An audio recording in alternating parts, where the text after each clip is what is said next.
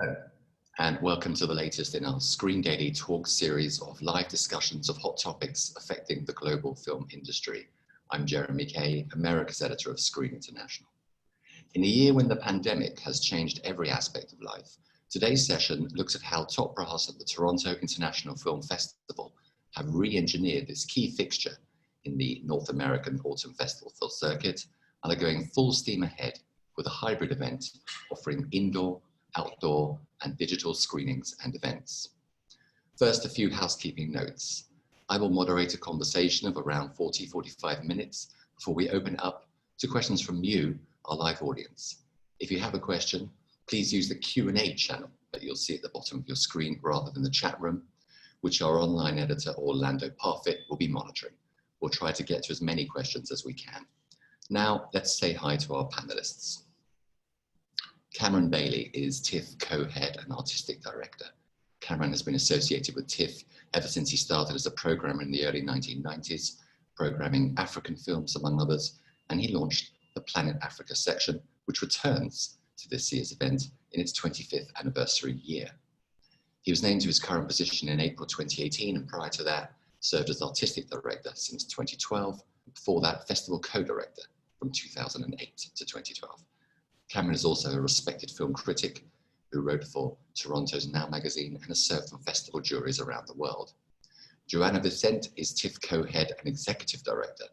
Joanna arrived at Tiff in late 2018, and prior to that, she was executive director at Independent Film Project in New York and the Made in New York Media Center by IFP. She's a longtime producer who's worked with the likes of Jim Jarmusch and Nicole Holofcener, and a digital pioneer launching digital production companies Blow Up Pictures and HDNet Films with Jason Clear, Mark Cuban, and Todd Wagner. Prior to her film career, Joanna was a press attaché at the European Parliament and a radio news producer for the United Nations. Diana Sanchez is Tiff Senior Director Film. Diana has been a programmer at Tiff for more than 18 years, championing voices from Spain, Latin America, Portugal, and the Caribbean. She's a founding artistic director of IFF Panama and has worked at cultural organizations ranging from the Madrid Film Archive, Rotterdam Film Festival, Miami Film Festival, and Los Angeles Latino Film Festival. Okay, so welcome everybody. Thanks for joining us. Thank you. And hi, thank you for having us. Good to see you all. Thank you. Thanks. And let's start by asking you to tell us a little bit about the current situation with regard to COVID in Toronto, and then take us through how the idea of the hybrid festival came about. Sure. Thanks, Jeremy. Maybe I'll take the first question about the situation here in Toronto, and then Joanna can speak to the hybrid festival. We are in what the province of Ontario is calling stage 3, which means that there are still some restrictions in place. Indoor gatherings are limited to 50 people in terms of things like movie theaters. But there's lots more activity on the streets than there was, say, in April or May. Restaurants are now allowed to have diners both indoors and outdoors. You see people moving around, doing things. Some offices are back open again. So activity is returning, but things like going to movies still have some restrictions. And because of that, we're using Tiff Bell Lightbox, but we're also using drive-ins to make sure we can reach our audience. Thanks. Yeah. So we had to close the building. I think it was like mid-March, March 14 or 15. And at that point, we really had to pivot and figure out how could we continue to do what we do year round and continue to engage audiences, and then also figure out what the plans were for festivals. So we quickly started this program with the Crave streaming platform that is our partner, and started doing stay-at-home cinema, and then started developing plans for festival. We were talking with lots of friends in the industry, from distributors, studios, filmmakers, producers, talent reps, to other festivals, and also seeing other festivals pivoting quickly to digital. So it became really apparent very early on that we had to have a very strong digital component. And we designed like 3 scenarios or 4 scenarios of what festival could look like. from a smaller version of what we usually do with a strong digital component to a only digital. And then we, as the situation was evolving, we landed on this hybrid festival where we still will have in-person screenings, but a very strong component. Also, just being an international festival, it was so important to have the international filmmakers and industry delegates to engage with festival the way that they usually do. So if not in person, at least digitally. Yes. Yeah, thank you for that. And as you said, other festivals have pivoted too. So what were some of the things that, from what you've seen in other festivals and markets, that you liked and wanted to incorporate? And perhaps what were some of the things that you wanted to steer clear of? You know, we could, I think, all contribute to that. I think one of the key things was you have to keep that focus on the highest quality films that you can find and find ways of generating conversations around those films. Festivals are really all about the gathering around films, and whether it's in person or virtual, people still need to have that opportunity to talk about films, to share their opinions, share their reactions. And it's important to bring together public audience, media, industry. That mix also is really important. And we've certainly seen a number of other festivals pivot to online right away. The CPH Docs Festival in Copenhagen was very impressive in going early and very quickly to an online platform. They were working with Shift 72, the company out of New Zealand that we're also working with, and other festivals are too. That was very impressive. Festivals that are able to generate that sense of excitement around discovering new films as well. That's also important. Even what Cannes and Telluride are doing, which is that they're not actually taking place as festivals, but they are naming films that they would have invited and drawing attention to high quality films. I think that's also really key. Yeah, absolutely. Can you tell us a bit about what compromises had to be made? I mean, you've got a very captivating selection here and it looks like an impressive setup, but inevitably there must have been some compromise here and there. Well, we're trying to focus on the positive. We're still so excited that we have 10 days and that we're showing 50 films. And yes, it is a smaller number of films, but at the same time, I think we're giving the films the spotlight and the platform that they deserve. And we feel that we're still creating that platform for business to be done, for audiences to discover new films and new voices. So, but of course, you know, there's lots of challenges, and but we're looking at the challenges as opportunities. We're trying to figure out how, in a way, I remember that when Cameron and I started having these conversations about like what is the festival of the future, what we want to do, and it's like, here's the festival of the future. We're all pivoting very fast.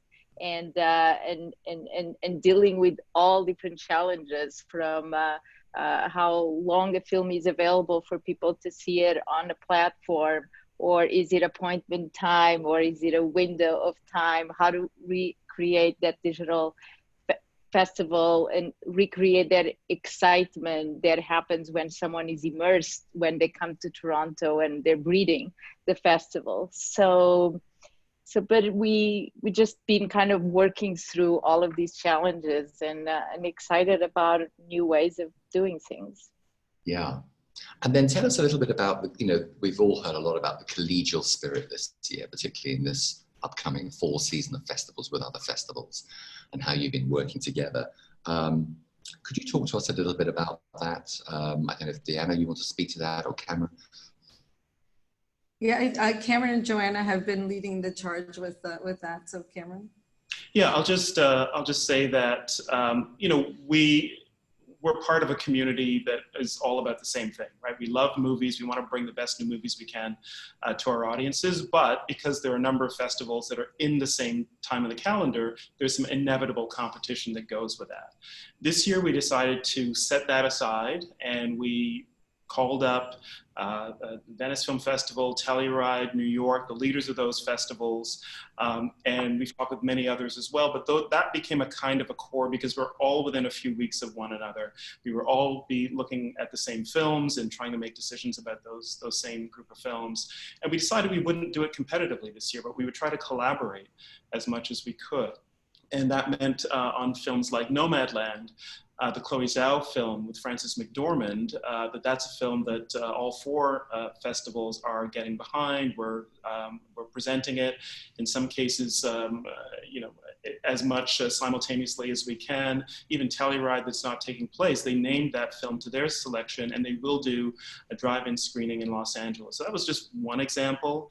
I know that Diana's also in touch with the San Sebastian Film Festival and others as well, and there were more regular calls, I think, this year than ever. Yeah, that's true. I'm in constant contact with San Sebastian, and we are discussing titles and finding ways, working with rights holders to make sure that the films are elevated at both our events. So it's been really great. And speaking about the digital piece, and one of the I think wonderful things is like this intimacy that we're able to create, like these conversations that we're having when we're talking about what we've learned from other events. This is wonderful to have these conversations. We haven't done this before, and this is something that we're going to use more, and leaning into the really positive aspects is really what we've been doing this summer. It's been pretty amazing and exciting and new, which is really nice as well. Yeah. Also on the digital side, we both New York Film Festival and Sundance are using Shift 72. So we're also collaborating in a unprecedented way where we're all sharing and trying to figure out what are the priorities that we have Shift 72 tackle first that are kind of going to be universal for all of us. So it has been really an incredible time for collaboration. Yeah, absolutely. Now let's move over. We're going to come on to the industry aspect of this a little later, but let's talk about the movies that you've selected. Diana, do you want to give us a brief overview of the selection, what we can look forward to? There's so much. We released special events today. We released a 50 film list that was very exciting to put together. A lot of films about resilience we noticed this year, and overcoming obstacles has been definitely a theme. Some of the ones I'm really excited about, we released our short film selection today, 36 short films, and we have a film about the 15-year-old Anishinaabe clean water activist. Her name is Autumn Peltier. It's a film celebrating her work. It's called The Water Walker, and very excited to be showing the work of this young 15-year-old activist from Northern Ontario that is really doing so much for her community. And that's one of the things that we want to underline at TIFF is the importance of community. So I'm very excited to be able to show that. Under the Open Sky, we have the new Miwa Nishikawa film. It's about a former Yakuza mafia guy that overcomes his past through friendship and community, which is wonderful. And it's going to be shown under the open sky in Toronto, which I'm very excited about at a drive-in. As well, we have the Thomas Vinterberg, Another Round, which was part of the Cannes selection. I think this film is going to be a real hit with audiences and buyers. Everyone's just going to love that. We have this Concrete Cowboy, the Ricky Straub, I think is really wonderful with Idris Elba, about a young boy discovering his love of horseback riding and how that elevates him, and discovering this cowboy community in Philadelphia that I had no idea about. You know, these windows onto other worlds that film offers, we'll be able to do a lot of that at TIFF. Yesterday, I pre-recorded a conversation with Naomi Watts and Glendon Ivan and team of Penguin Bloom. It was so great. It was the first time they had seen each other since they shot the film. And it was amazing because I actually left the conversation. They stayed on and chatted for a while. So it's, I think there's going to be a lot of incredible films that we're going to be able to showcase, and I'm very excited about getting them to audiences. Yeah. And tell us about the number of submissions you received this year. I wonder if there were any issues with films that were in post, which would have been disrupted, of course, by the pandemic. Yeah, we received around the same amount of submissions. I think there might have been a small 13% difference. Yeah, this is the reality is, you know, the world has changed. It's affecting different, all aspects of our lives. I think that I was actually surprised. We were expecting a lot less submissions. We still received a lot. Some films, of course, were in post and will be shown next year, but that seems, I think for 2020, it seemed to be pretty similar to the past. We don't know what the future is going to bring, though. That's one of the things that we'll find out as we go through this. Yeah. So roughly, how many submissions was that? Do you happen to know? I do. In my head, because we had. Curious minds want to know. I will tell you, I have it right here. We received 6,876 submissions this year. And of those, international were 6,038 and 838 Canadian films. Right, okay. And then what was the general feeling among filmmakers who, perhaps whose films had been selected, but, you know, was some more eager to hold back and wait until we return to some kind of normal so they could show it in a fully physical environment? Or what was the general feedback? There was different feelings. Some people really wanted to get their films out, show their films, they're ready to go. But with some of, say more emerging filmmakers, say first and second time features, they really wanted to be there to see the, you know, when they presented their baby to the world. So, so yeah, there were different feelings, but it depended on the filmmaker. Right. Okay. And then there's because of this collegial spirit and this collaboration with the other festivals that we've talked about, there's no, am I right in saying there's no official premiere status this year for the movies? And, yeah, we decided this year, Jeremy, not to announce premiere status of the films. It just didn't feel like something that was necessary. This year, our goal, along with the festivals we've been talking to, is really just to be here to support these films. So, you know, where they, you know, announce premieres is less relevant this year. That kind of competition, as I said, is something that we really want to set aside for this year and make sure that we're here to support all of these amazing films that still need to get out to audiences. They still need to find distributors around the world. They still need to be reviewed by publications like yours and many others. So our job here is really just to support those films and that film ecosystem. Yeah. And then let's talk about the screenings and how they're going to work. I think, first of all, it was just announced this morning that one of your two indoor venues is no longer going to be available. Cameron, could you just speak to that briefly and explain why? Sure. So the Isabelle Theater is a theater that we used many years ago, hadn't recently, but we're planning initially to go back into it this year. It's a part of the University of Toronto campus, which is operating under its own set of rules in terms of how it operates. It's a vast campus with tens of thousands of students and faculty. And so Isabelle Bader ended up falling under those requirements, which really meant that we weren't able to go into it with festival films. But we do have Tiff Bell Lightbox, and we have our outdoor venues as well. So there will be many opportunities for people to gather and watch movies. Yes. And then, Joanna, does every film in selection get a public screening? Yes. Every film in selection will get a public screening. Either some will be at drive-ins and then some at the Tiff Bell Lightbox. Right. And then you referred to the outdoor venues, and there's a combination of, well, tell us how you set that up. It's a combination of drive-ins and some outdoor spaces. Yeah, so we early on, when we saw, you know, how the situation was developing, the drive-ins became like an obvious choice. So we partner with two drive-ins, one in Ontario Place and the other one is the Skyview Drive-In. So they have you know, the capacity. It's like one of them is 200 cars, the other I think is like 180 or 185. And then we have an outdoor venue where we're still creating pods where, you know, a group of people can be together, but everyone is socially distanced. And I think the capacity for that is around 100. So those were the kind of best outdoor venues that our team, and our team is amazing. They know Toronto and everything about Toronto and all the possible venues. So they narrowed the choice to those three.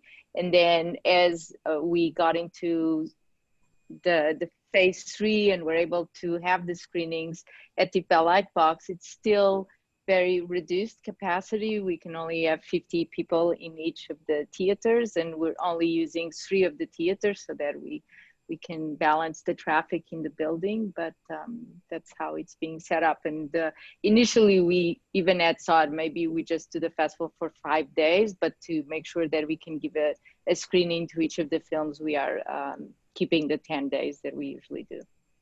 Yeah. And that 50-person limit, that's the maximum regardless of the size of the theatre, yes?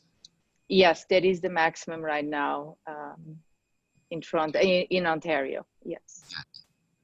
And how else would it work with the other protocols? Cameron, are people going to be required to wear masks at all the indoor venues?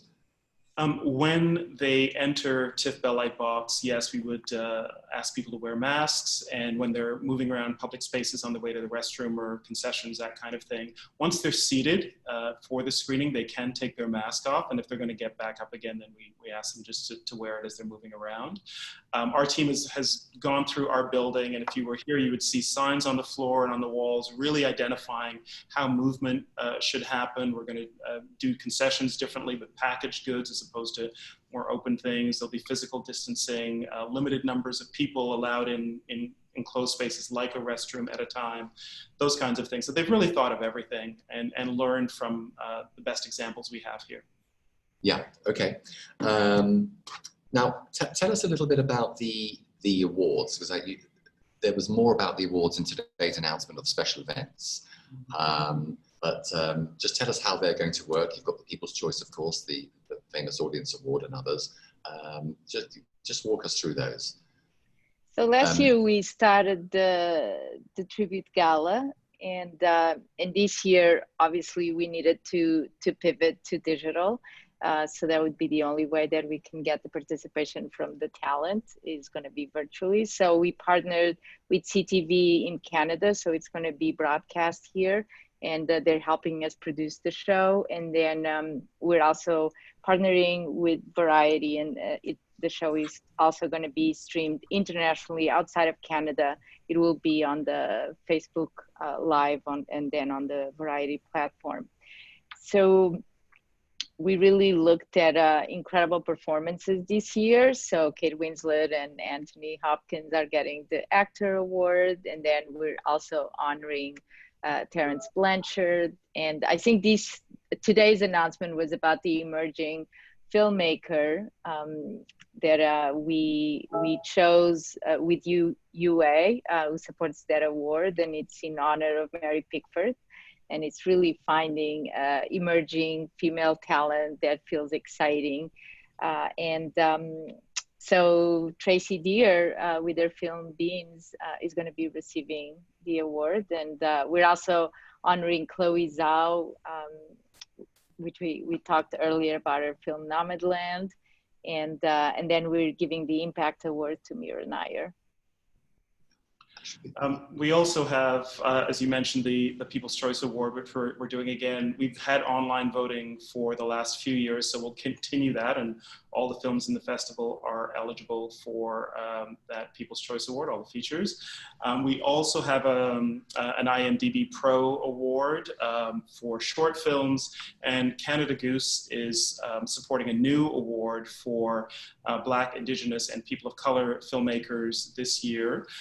So there's a number of new things that are happening as well. And the good news is that some of these films that are coming to the festival will have the opportunity to leave with awards as well. There's some great work here. Yeah, absolutely. And Cameron, you mentioned Indigenous filmmaking, people of colour. I want to come on to inclusion shortly, but I'd like to hear a little bit more about the secure digital platforms. You've got Bell Digital Cinema, which is, I understand, the digital portal for audiences to see the films. And then you've also got the P&I platform, Tiff Digital Cinema Pro.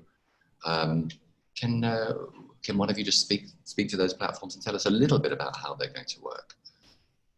So both platforms are actually hosted by Shift 72. So we've been working these past 3 months, really developing those two platforms. And as I said earlier, just in collaboration with New York and Sundance, because they'll be using the same platform.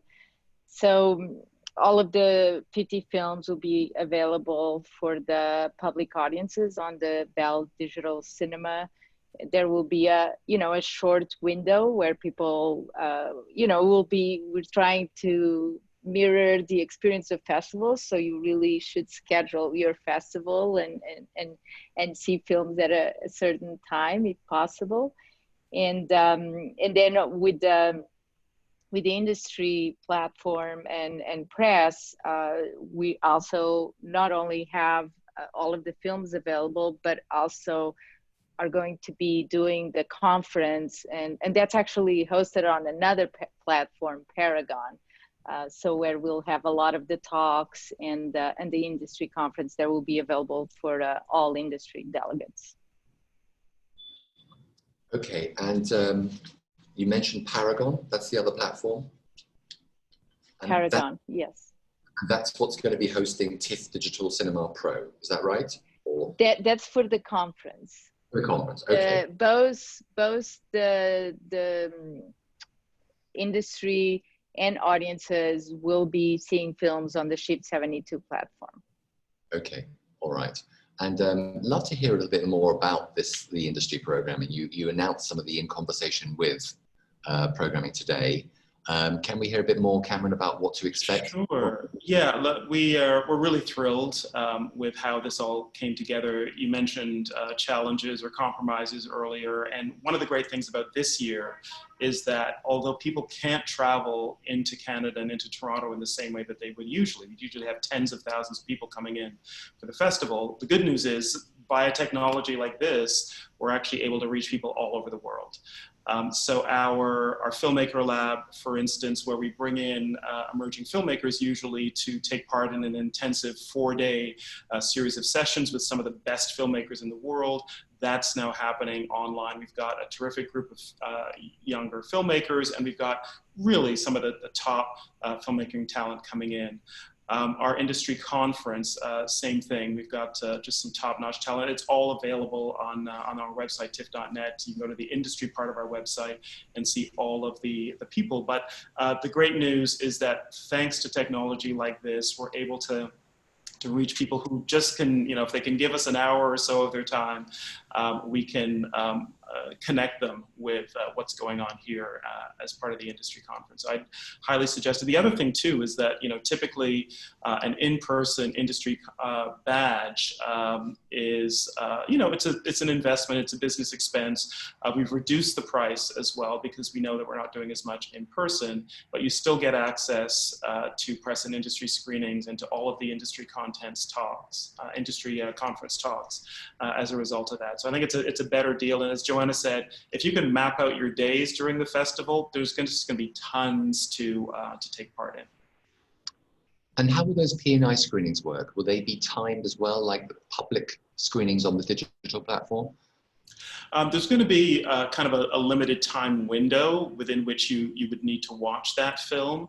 And there are some restrictions internationally, but we've tried to make them as open as possible to accredited industry members. So it's, I believe it's a 48-hour window of availability and for the most part, available to industry badge holders wherever they are, but you need to check on the specific films. So once you get the films and the schedule, I think it's a good idea to sit down and figure out what you can watch and when. You kind of have to map out your schedule the way you would ordinarily do it at our festival or any other big festival. Yeah. And then we were talking before about the collegial nature of this season. How's that going to work with critics who have reviews embargoes? Let's say there's a film screening in Toronto that might also be part of the selection elsewhere. Can press and critics write those reviews and publish them as soon as they've seen them, wherever they see them, or do they have to wait? Right. Diana, do you want to? So with San Sebastian, because our dates are so close, we're still in discussions about how we best serve those films. Some of their films in the new directors and competition lineup, we're seeing how we can share the titles and share the buzz. So those are conversations we're still having with them. But I think for the most part, we're trying to mirror the experience of one of our festivals in the past, where if a journalist is traveling from Tokyo or from Buenos Aires to our festival and sees a film here, then they are subject to whatever the restrictions would be if they're reviewing for their home market. So typically they just, they can write what they like when they see it, but in some cases they might want to hold those reviews for when the film is available in their home territory. Okay, thank you for that. And I just want to pop back to the public screenings. Am I right in saying that people who access the digital portal for public screenings, those screenings are geo-blocked, are they, just to within Canada? That's right. Yes, yeah, they are geo-blocked to Canada. So the industry screenings are not geo-blocked unless specific rights holders decided to geo-block for certain territories, but otherwise they're open, and then all of the audience screenings will be geo-blocked to Canada. Okay, and Joanna, let me ask you this: how's it going to work with buyers and sellers? There's market activity, a considerable component to Tiff every year. Do buyers and sellers just correspond and communicate as they ordinarily would, or is there a platform for them to do this? So we are taking a little bit of page from what Cannes market did. So we're of course, people will be scheduling their own meetings, but there will be a social platform to be used, and of course Zoom, but there will be ways of do some meets and greets through our pro platform. Okay, so will there be a kind of a schedule that will be on the platform for the buyers and sellers to access? Yes. Okay. Well, look, that sounds interesting. There's a lot going on there, and we're going to come on to some of our viewers' questions shortly. But I want to talk now about it's been such a tumultuous year in many ways, but of course the issues of inclusion and diversity have come to the fore, particularly in North America and around the world. Can you tell us a little bit, Cameron, about what the festival is doing to mark these the Black Lives Matter uprisings and these issues? As an organization, we responded to the protests that all of us were seeing in the street. We've had some very tough conversations here in terms of just how systemic racism operates in all institutions, and that includes TIFF. And one of I think the most powerful things we can do is to showcase great work by Black filmmakers, by Indigenous filmmakers, by filmmakers of color. And we have been doing that for many years. This year, I think audiences will see a very strong representation. Around half of the films in the festival are actually made by what we're now calling BIPOC filmmakers, Black, Indigenous, and people of color. And so there's a great wealth of work to watch and to discover. And in addition to that, one of the things that TIFF did many, many years ago, we're bringing back for a kind of a 25th anniversary celebration year.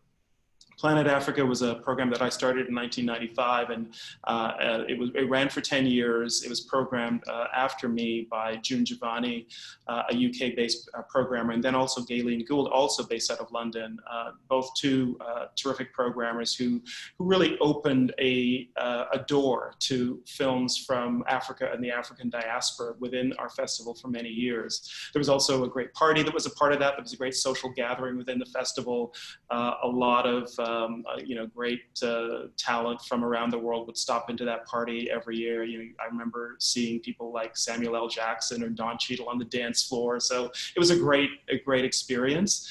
We're bringing some of that back this year. We've invited 4 films that reflect the spirit of Planet Africa. They include Don Porter's new film, The Way I See It, Diodo Hamadi's film, Downstream to Kinshasa, Tommy Oliver's film 40 Years a Prisoner, and also a Canadian film by Charles Officer called Achilles' Escape.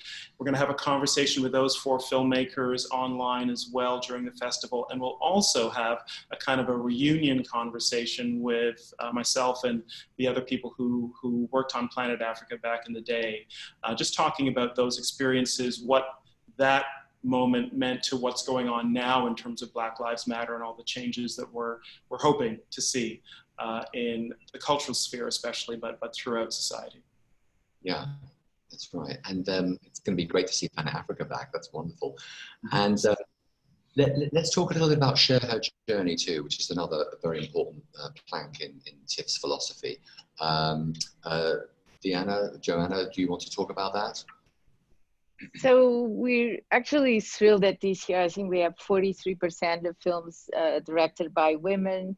Last year was 36, so that's a great improvement. And we also have 6 of the women directors in the festival have gone through our programs and the Talent Development Lab, and have been supported by the Share Her Journey campaign. So I think it's the first time that we actually have that number of women that have been supported and that now are here at festivals. So really excited about the progress that we've made there. And I think with 50 films, and of course Dan and Cameron could speak to that, but I really feel like that there was an intention and challenging themselves and all the programmers to really make sure that we had a balanced, exciting, and with kind of a fair representation of what the world looks like in our selection. So we're very excited about that. Yes, absolutely. And then just going back to those films for a moment, Diana, you were talking about the tone and the range of what we expect to see. And you all decided to go for 50. Now, this must have been an interesting conversation. I mean, you could have gone for more. Why did you cap it at 50? It was agonizing, Jeremy. Diana can tell you. Yes, I asked many times, please, can we have more? That was, many conversations throughout the summer.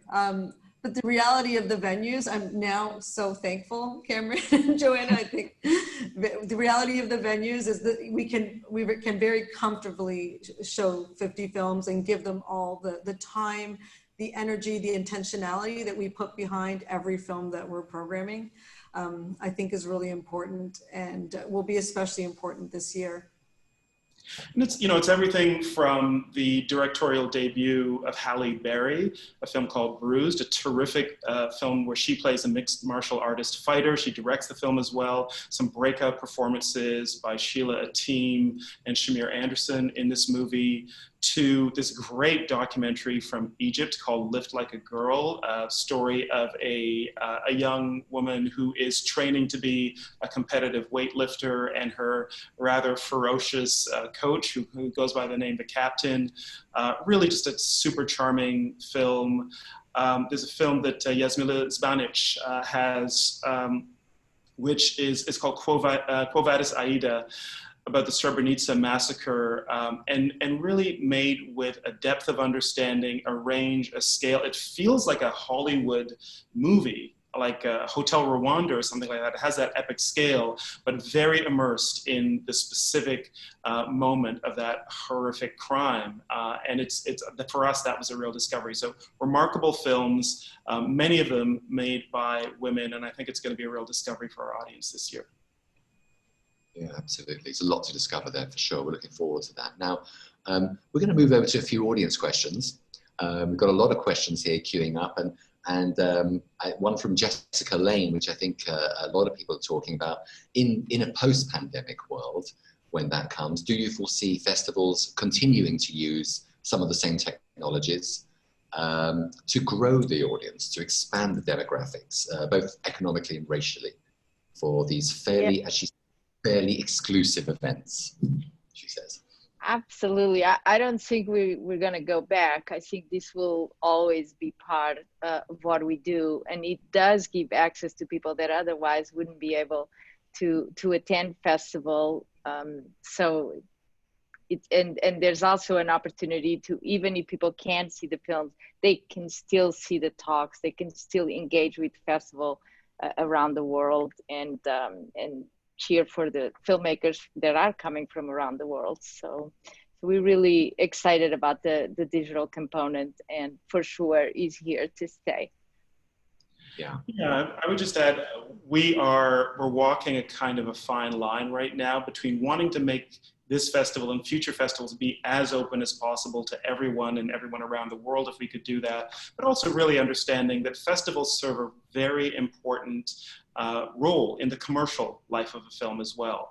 We're often showing films before they're bought for distribution in different territories around the world, or we're offering a promotion to a film when it's about to go into release, say in North America.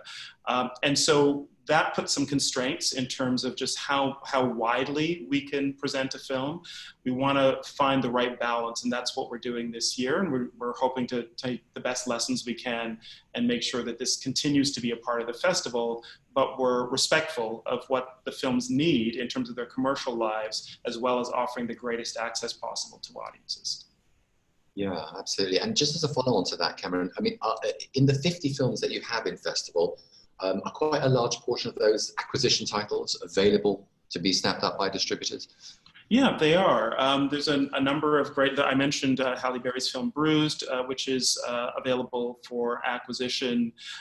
We have Good Joe Bell, the new Mark Wahlberg film. Many of the great documentaries that we have are available for acquisition. There are several films that I think buyers will want to see. Yeah, okay. We're getting a few questions. I just wanted to, we touched on this earlier, and I just want to push you on this a little bit. Some people are saying, looking at other virtual events in the past, lessons learned on the pro side and things to avoid. A lot of people seem to be, a lot of questions here, people are interested about what generally could be some of the pitfalls of a virtual event. No need to name names, but just conceptually, what's to be avoided, your experience? You don't want it to be boring, you know? You want to have the kind of the intensity, the excitement, the rush, the buzz of a festival. So we're trying to do everything we possibly can to do that. We haven't talked about our ambassadors program, which is one attempt to bring some of that festival excitement to the online sphere this year. We went out to 50 directors and actors, really prominent people in the industry, everyone from Priyanka Chopra to David Cronenberg to Darren Aronofsky, Brie Larson, many, many others. They're going to engage with our audiences in different ways through the festival, and I hope generate some of that festival excitement so that people do feel that there's, you know, some sense of discovery and just buzz, because that's a part of what festivals should be doing. Right, right. Yeah, I'd also add that speaking with filmmakers, one of the things filmmakers love about festivals is that community that's built, the collegiality, meeting other filmmakers. So that's one of the things that we definitely want to do, engage our filmmakers with one another and audiences, and definitely on request of filmmakers, saying that is very important to them.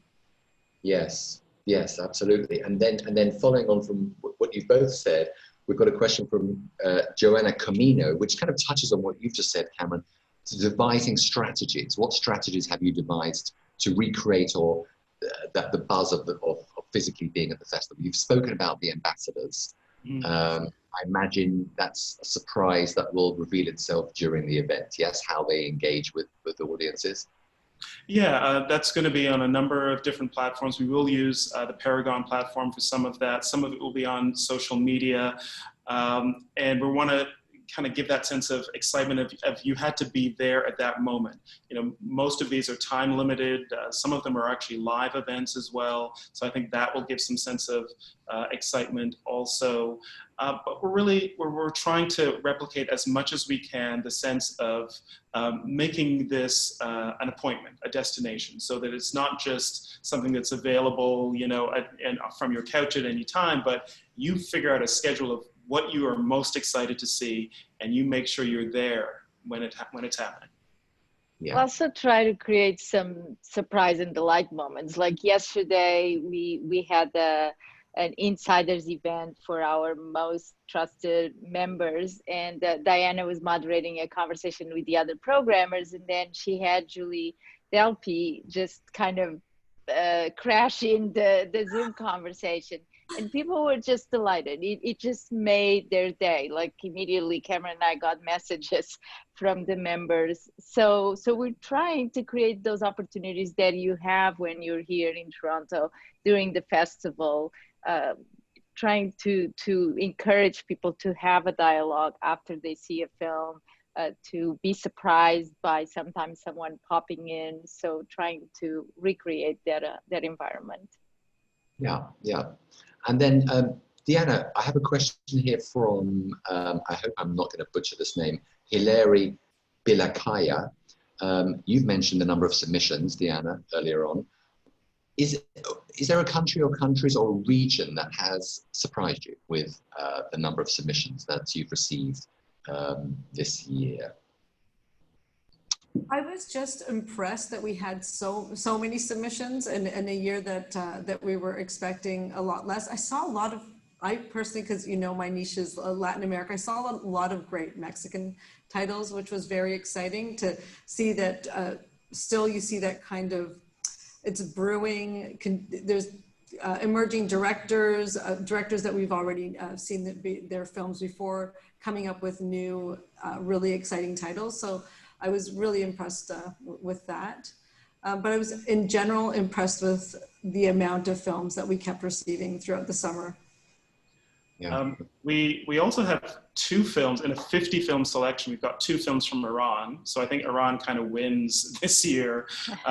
And they're both very strong. They're both very different in style, and films that we're really excited to present. So I think, you know, there are some cases where films overperform, countries overperform in terms of their film production, and I think this is one of those years for Iran.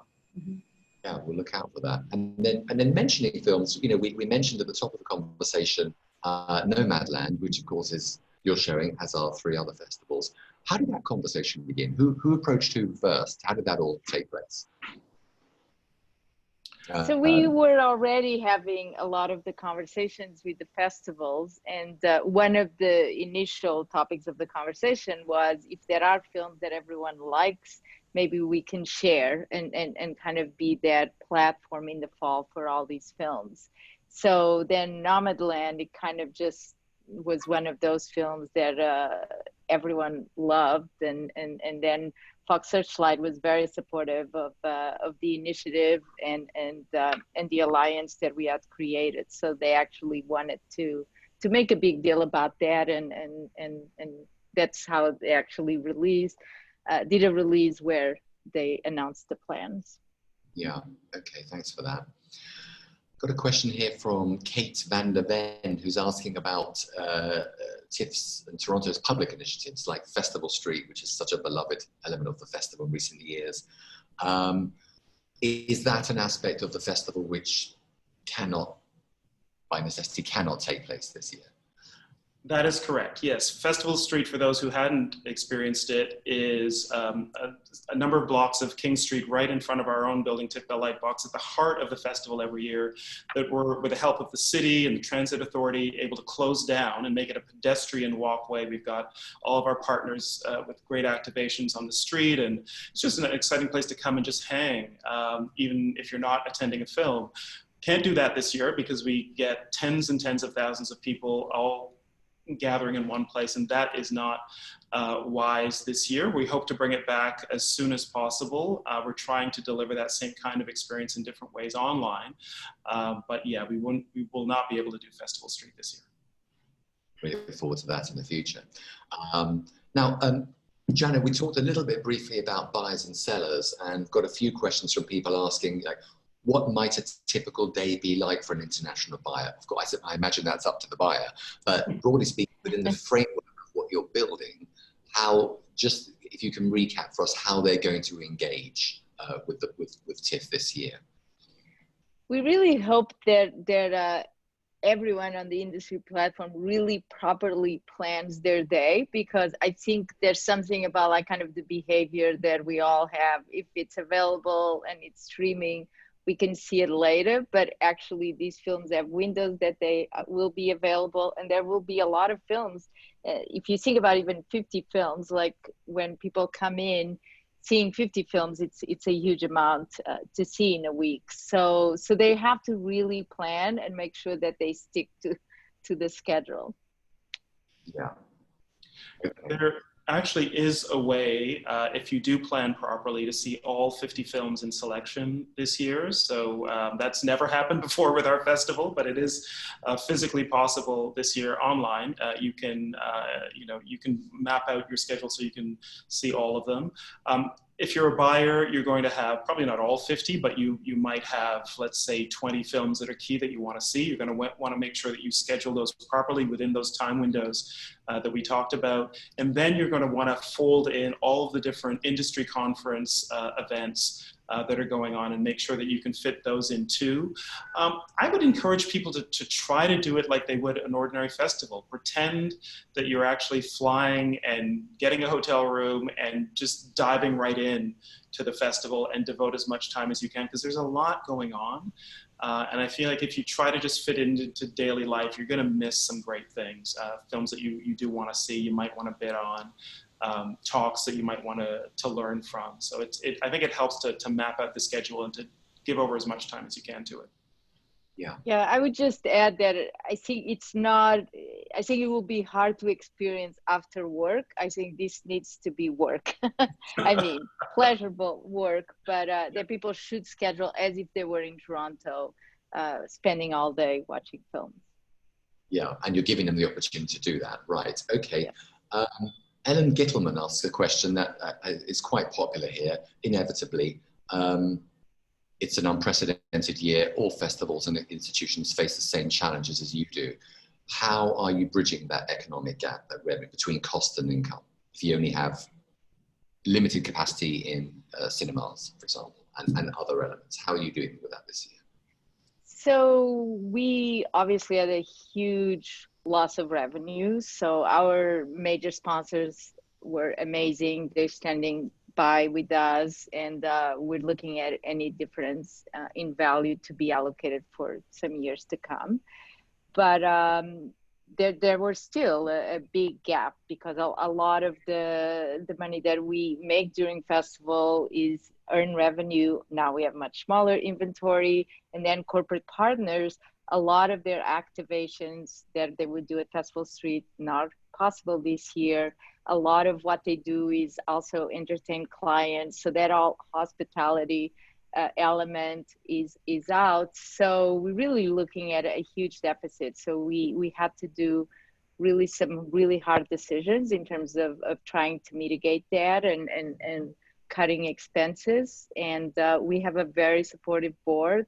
So we have a plan for the next 3 years. We know it's not going to be easy. We're going to have to be, borrowing some money to get through, but we're also doing it in a very responsible way, and we have a plan. Yeah, I think the only thing I would add is that the festival in a normal year generates enough revenue to support Tiff's year-round activities in large part. And that's not going to happen in the same way this year. Apologies for the siren, we're in the middle of downtown Toronto.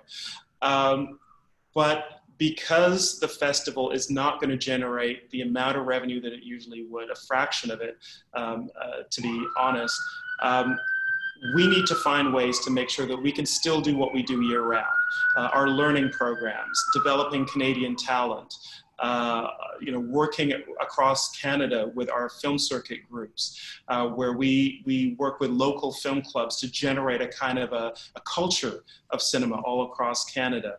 All of the different things we do, our Cinematheque, our library, all of those things are at risk because we don't have the festival revenue to support them.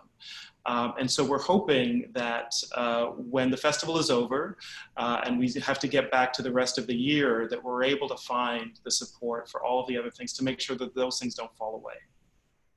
We created for the Love of Film Fund, and a lot of people have engaged and donated. So we're obviously hoping that people will be supporting us, and we're also using the gala, which is a fundraising event. So when we have it in person and we can sell tickets and sponsorship, very different this year, being a digital event, we can't sell it the same way, but we're hoping that it will become a rallying cry for what Tiff does, and to what Cameron was just saying, the programming that we do year round that is so important and that usually is funded by proceeds of festival.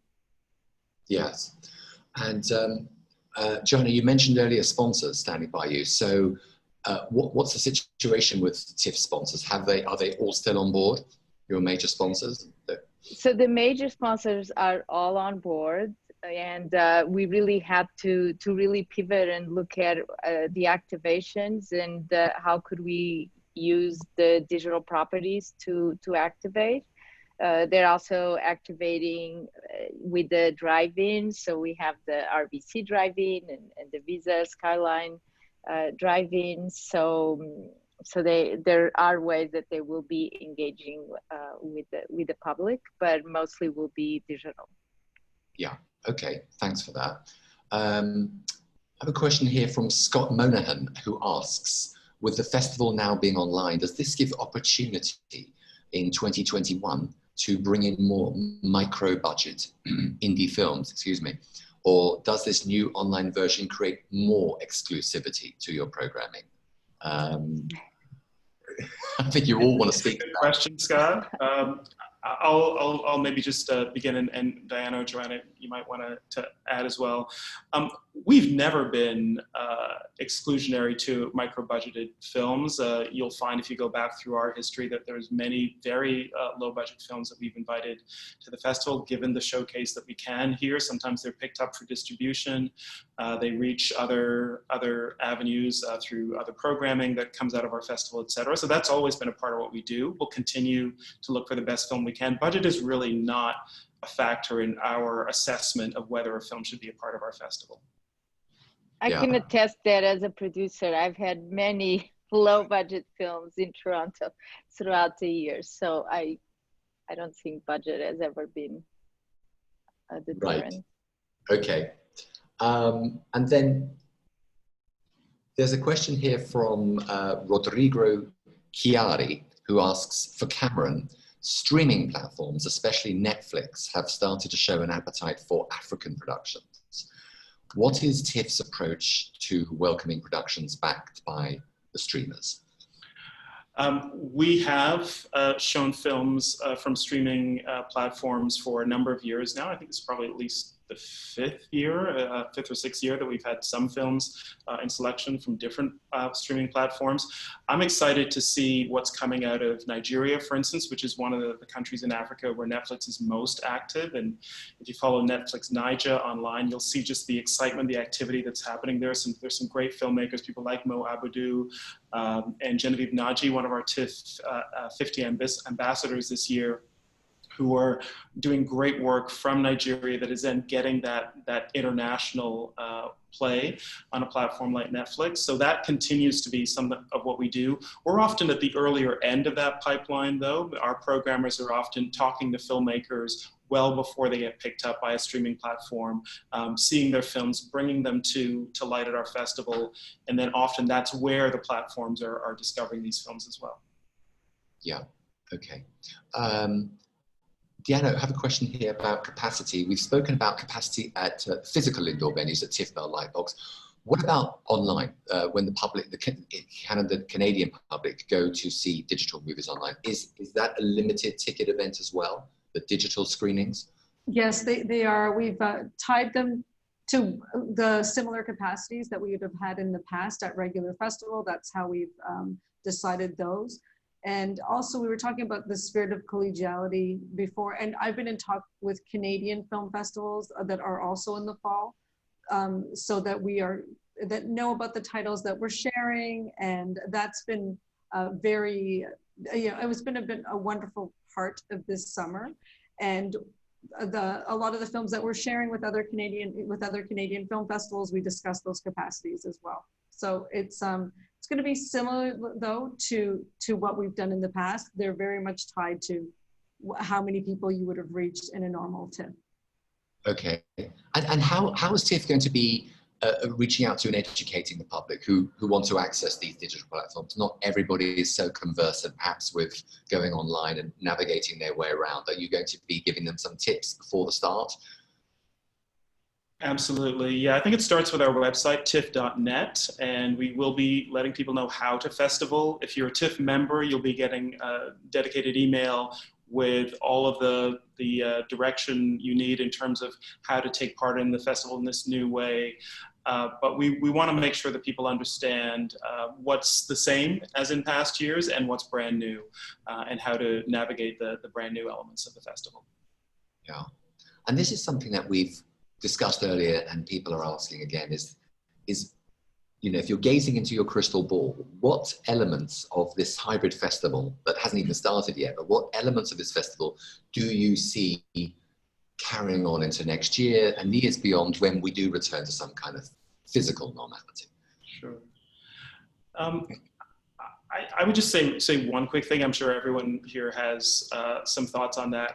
I think the market activity, not just specific to our festival, but generally, is going to migrate, at least in part, online. It kind of makes sense. You know, it's very expensive to travel to the many different festivals and markets around the world that people generally have to. There's so many films that if you're in the business of film, you want to see, so many people you want to meet. We now know through these online tools that a lot of that can happen remotely. So if it's a question of, you know, you've got usually 10 places in your year when you usually get on a plane and go there, maybe that's going to be fewer, and you're going to choose different ones, different years, depending on what's a priority for you. And that may allow actually an expansion of market activities. You've got more people who are doing some remote activity business-wise and some in person. I don't think that's a bad thing at all. I think there's still an incredible value in meeting face-to-face, talking about a film face-to-face, sitting beside someone and feeling their reaction to a movie as you're watching it together. But you can't do that in every case, and we all also want to spend time with our families. So I can see some more of that happening remotely as well. Also, I would imagine with the conference, you know, usually in person, maybe we have groups of 500 people who can attend panels and conversations.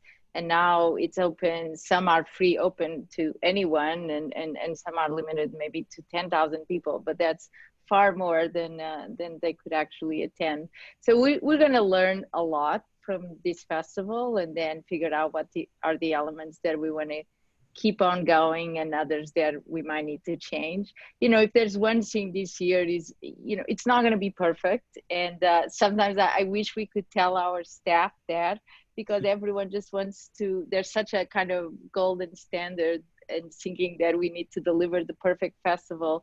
But it's going to be a huge learning opportunity that I hope that also everyone else can learn from it. And it's just part of rethinking of what festivals could be in the future, what are these platforms, how these platforms can also continue to improve, because that's another challenge with so little time to pivot, was to get all of the different requests and trying to prioritize so that we could actually have something that works. Yes, absolutely. And again, a few people asking, and this will require a bit more crystal ball gazing, but given the nature of production, which has by and large ceased and is starting up here and there, the question arises as to how many submissions there may be for next year for all festivals. And I imagine does that create the possibility that deadlines will have to be extended to accommodate filmmakers, given the unprecedented times we're living in? Cameron, do you think that might be true? I don't know. I mean, there's been a lot of movement this year. Some films that were nearly ready or were ready have chosen to wait until next year in the hope that restrictions will be fewer by that point, and they can take part fully in a physical festival because that's their preference. So there will be that group of films. There'll be the group of films that were just heading on their usual schedule and will finish in time for next year. And that there were a lot of films that were interrupted, that weren't able to finish production or had their post-production delayed. And so we actually don't know what the numbers are going to look like yet, but we don't think it's going to be vastly less than we've seen in past years. It might be a little bit more because there are some films that moved into next year, but we have to wait and see. And I think with the festivals in the early part of next year, we'll begin to see at Sundance and Berlin and Rotterdam what the year might shape up to be. Yeah, that's encouraging. And another thing we haven't discussed, we've talked about elements of the film programming. And Diana, you've mentioned films from Mexico, Latin America. Cameron, you've mentioned 2 from Iran. But a lot has been made in your messaging up until now about Canadian films as well, supporting local Canadian filmmakers. Absolutely. Yes, can you tell us a little bit about that, Diana, Cameron? What you're doing there and some of the selections we have from Canadian filmmakers. Oh, sorry. Start a little, Diane, you can jump in. It's always important for us to support the Canadian film industry, to find the best Canadian films that we can, and to deliver them to audiences, to buyers, to media around the world. We're doing that again this year. It's a smaller number, but it's roughly proportional to what we would usually have in the festival. We're glad, for instance, that Tracy Deer's debut feature, Beans, is a part of our festival. She's also the recipient of one of our tribute awards at our tribute gala. Emma Seligman has a terrific film called Shiva Baby, which had been scheduled to launch at the South by Southwest Festival. That was not possible due to the pandemic, but we're able to present it here. She is making films in the US, but she is a Toronto-based filmmaker who grew up in our talent programs, actually, and was a part of our Next Wave committee in the early years. Great documentaries, one called The New Corporation by Jennifer Abbott and Joel Bakan. There's just a number of great films across many different disciplines. And also, one of the series in our primetime section is a Canadian series as well. It's called Trickster. And it's a really groundbreaking series by the Indigenous filmmaker and writer Michelle Latimer. She has 2 projects in the festival this year, the documentary Inconvenient Indian, and also Trickster, which is a terrific series, all set on a reserve in Canada. So there's some great work that represents, I think, the full range of what it means to be living here in Canada. Yeah. Diana, did you want to add to that? I just wanted to add that about half of the shorts are Canadian films, and they are excellent, like just new emerging voices. There's some great comedies in there. So there's a really robust short selection as well. And just to add Violation by Dusty Mancinelli and Madeline Sims Fewer. It's a Canadian thriller. It's really, really intense drama that I'm really excited to show here at Tiff. Yeah, thank you for that. And then we've got a lot of questions actually coming in about reviews and people wanting to know, I'm a critic, how's this going to work? We've spoken about the sellers and the buyers, but how's it going to work for critics? How are they going to engage? Can we talk a bit about embargo times and what have you? Cameron, do you want to address that? Sure, I'll start. The first thing I would say is if you're an accredited journalist for this year's festival, you should be in close contact with our press office and be speaking with that team and making sure that you understand how things are going to work differently. As mentioned, those press screenings will happen online this year, so you can log in and watch the films that are available for press screening from wherever you are. There is a limited time window. It's really important to pay attention to that so that you can schedule all the films you want to see within those allotted time windows. They overlap, of course, through the course of the festival. So I think that's the main way. If there are embargoes that we are aware of, we will let journalists know. They vary, so I can't say there's a kind of a blanket rule about embargoes. There aren't that many of them, but I think there are some cases where it's important to pay attention to those. And the press office, again, will be your best source of information for that. We're also continuing our media inclusivity initiative. So we're welcoming 30 filmmakers, 30 press press people 30 to this year's program. Yes, and I think the press corps this year will be 500 people. Okay, all right. And okay, well, we'll see how that works. I'm sure it's going to hopefully it's going to go smoothly. People are looking forward to seeing the movies. And look, as we approach the end, we've had a lot of questions from the audience, but one or two people are interested, as am I, just to take us inside the Tiff control center when all this started to happen and you were organizing this hybrid festival. Just take us back to those decisions that were made. You spoke about considering other alternatives to the format that you've come up with. But what deadlines did you give yourself, first of all, to tell the world that a TIFF was going to take place at all this year? Can you just take us through that timeline and those decisions to get to where we are today? Yeah, so we really closed the building, I think it was like March 14.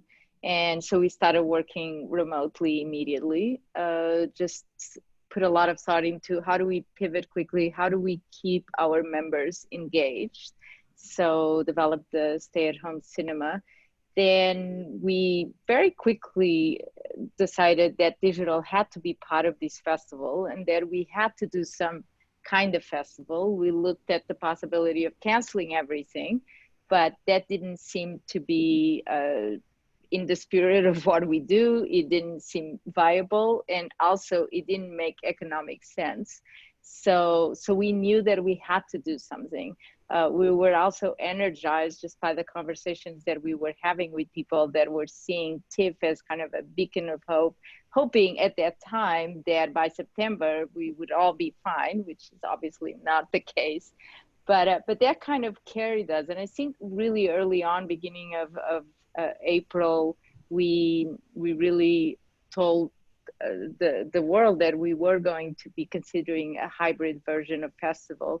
And then as we had different scenarios and that had to do really with the scope and the scale of the festival, we knew that we wanted to respect the deadlines that we usually have in place. So we knew that by mid-June was really important to know what was that scenario, what were the venues, could we even have any outdoor screenings, could we have indoor screenings? So we really kept all of the deadlines as they used to be, and we were able to do these discussions. Our senior management team was literally meeting every day in the first, I think 2 weeks or 3 weeks. We would meet at 9 a.m. in the morning and then at 4:30, just because things kept developing so fast, and every day there was a different challenge to consider. But I think it was a great moment of people coming together, of the silos breaking, of teams that usually would just work within their team to working in a very collaborative way. So as challenging as it was, I think it was actually also an incredible, gratifying process of collaboration. Yeah, absolutely. Well, look, I think it's time to wrap up today's session. We've got more questions, but we need to say goodbye. First of all, Cameron, Joanna, Diana, thank you very much for your time and for explaining to us what's going to happen. We wish you all the best with TIFF next month, and all the best to everybody who's participating. And thanks to all of you at home who've joined us with your questions today, and to our online editor, Orlando Parfit, who's been producing this webinar. This webinar will be available on ScreenDaily.com by tomorrow. Everybody can access that. And keep checking our website for details of our upcoming ScreenDaily Talks episodes. And in the meantime, stay in touch. Let us know what you'd like us to discuss, and send your ideas and comments to screen editor Matt Mueller at matt.mueller@screendaily.com. Until then, thank you again very much to all of you and to our panelists. And we wish you all the best. And until we see you next, take care, and thanks for coming along. Bye-bye. Thank you. Thank you. Bye.